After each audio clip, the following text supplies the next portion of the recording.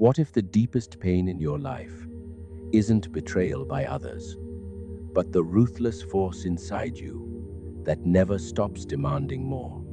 You wake up craving success, love, pleasure. You get it, and the hunger returns sharper. That's not weakness. That's the will, Schopenhauer's blind, insatiable tormentor wearing your skin. Most people slave to it forever, chasing shadows. But there exists a twisted path to liberation. Deny it completely. Starve the beast until it dies, and in its corpse find unshakable freedom. Stay, because today I reveal how to weaponize Schopenhauer's darkest insight against your own suffering. This isn't self-help. This is self-annihilation for power. Arthur Schopenhauer, the philosopher Nietzsche, called his educator, and Freud quietly mined for the unconscious, saw the universe not as God's benevolent creation, but as the endless thrashing of a single, mindless force, the will to life. In the world as will and representation, he declares, life swings like a pendulum backward and forward between pain and boredom. The will is no rational God. It is blind, striving hunger without end. It manifests as your desires, fears, lusts, driving every plant toward light, every animal to devour, every human to betray and conquer. Today, in our age of endless scrolling, dopamine traps, and hollow victories, his diagnosis cuts deeper than ever. The will isn't your ally, it's the hidden tormentor. True liberation? Not fulfillment, but denial. A Gnostic inversion. The material world is a prison forged by this demiurge-like will. Escape lies in rejecting its demands entirely. Ascetic negation, ruthless detachment, not Christian goodness, not feel-good spirituality. This is outlier, synthetic, twisted, aligned with ancient Gnostic contempt for the Creator's flawed realm, where salvation comes through knowledge of the trap and refusal to play. 1. Recognize the will's deception. The will hides in every want.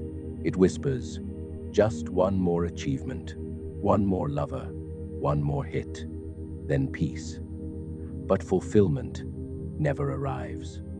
Desire satisfied births, new desire or boredom, its twin torment. Schopenhauer, almost all our sorrows spring from thinking of ourselves. The ego is the will's favorite puppet. The Roman emperors, Nero, Caligula, chased every excess, only to descend into paranoia and self-destruction. Tech billionaires hoard wealth and power, yet confess private hells of emptiness. Strip illusions daily, journal every craving without mercy. Ask, who benefits if I obey this urge? Trace it back, not to my need, but to the blind will's mechanical grind. Exploit its predictability. When lust surges, name it the will demanding propagation. When ambition burns, label it the will seeking dominance. Starve identification. Watch urges arise and label them foreign. They lose power when seen as alien invaders, not your true self. This recognition alone can trigger despair. Many break here return to distraction. Proceed only if you crave truth over comfort. 2. Embrace aesthetic contemplation as temporary escape. Before total denial, taste liberation without cost. Schopenhauer calls it aesthetic experience. Lose yourself in art, music, nature. The subject-object divide collapses. The will quiets. Beethoven's late quartets pure will-less perception. Or staring at a storm. No longer, I want shelter. Just pure beholding. Ruthlessly curate moments. Isolate. Kill notifications. Sit before a painting or symphony. Forbid thought of utility or self. Force pure intuition. Exploit this. Train the mind to slip the will's chains briefly, building tolerance for longer detachment. Use it against enemies too. Distract rivals with beauty while you plot unseen. This is respite, not redemption. The will returns fiercer. Addiction to aesthetics becomes another desire. 3. Practice ascetic restraint. Starve the body. The will manifests strongest in bodily drives. Deny them. Chastity, fasting, voluntary poverty. Schopenhauer saw saints and ascetics achieve glimpses of willlessness. The body is the demiurge's trap. Reject its pleasures to weaken the creator. Indian sadhus or Christian desert fathers, extreme minimalists who abandon comfort, report eerie calm. Begin ruthless. Cut one drive completely. No sex for months. Redirect energy inward. Fast intermittently, feel hunger scream. Then observe without yielding. Sell possessions, experience the panic. Then indifference. Each denial weakens the will's grip. Replace indulgence with discipline. Cold showers, silence, solitude. Exploit the power. Vacuum clarity emerges. Decisions become unshakable because no desire clouds them. Misuse breeds fanaticism. Starve too fast. Madness follows. Balance or perish. 4. Cultivate compassion as weaponized insight. Schopenhauer.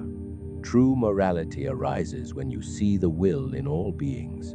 Suffering is one. Compassion pierces illusion of separateness, but twist it dark.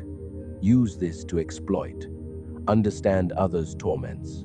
Predict betrayals. Manipulate without remorse. Machiavellian figures who read suffering like open books. Meditate on universal striving. Visualize rivals' hidden pain, then exploit it coldly. Feel their will, then deny yours.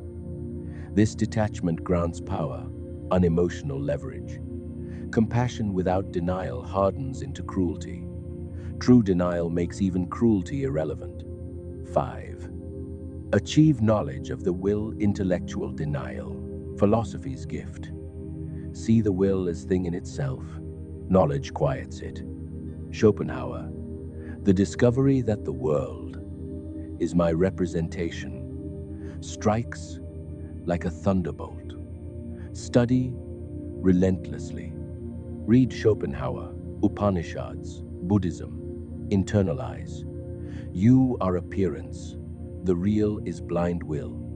Affirmation feeds suffering. Denial starves it. Ruthlessly question every motive. Is this me or the will? Doubt becomes scalpel. Cut attachment surgically. Over-intellectualizing paralyzes. Knowledge must lead to action, or it becomes another desire. 6. Full negation become nothing. Ultimate twisted liberation. Total denial. Schopenhauer. To those in whom the will has denied itself, this very real world is nothing. The saint reaches willlessness. No striving, no ego, pure peace or annihilation. Mystics who vanish into silence. Layer previous phases. Live minimally. Renounce ambition, pleasure, even survival instinct in contemplation. Wait for grace-like quieting. In this state, influence without desire, true power. Most fail. Some suicide. Schopenhauer condemns it as affirmation, violent assertion of will. True negation is quiet surrender, not rage. Why does denial work? The shadow self, the Freudian id, Nietzschean will to power, is Schopenhauer's will incarnate. It thrives on resistance, grows when fought. Denial flips power dynamics. Don't fight, starve. The ego collapses. Shadow integrates, not by indulgence, but extinction. Gnostics say, escape the archons by refusing their game. The ruthless truth is that Most humans affirm the will through endless distraction. Denial creates unshakable superiority, detached observer in a world of slaves. But the price? Isolation, emptiness. Some call enlightenment, others call hell. Schopenhauer's gift is brutal honesty. Life is torment engineered by the will. Liberation lies not in winning, but in refusing to play. Deny ruthlessly, recognize, restrain, know, negate, emerge, unshakable, or nothing. If this made sense, like, subscribe, turn on notifications. Next, Nietzsche's reversal. How to turn Schopenhauer's denial into pure power. Comment. Which phase terrifies you most? This content explores dark philosophical territory, pessimism, ascetic negation, and twisted liberation. It does not advocate self-harm, suicide, or illegal acts. Viewer discretion advised. Proceed with caution.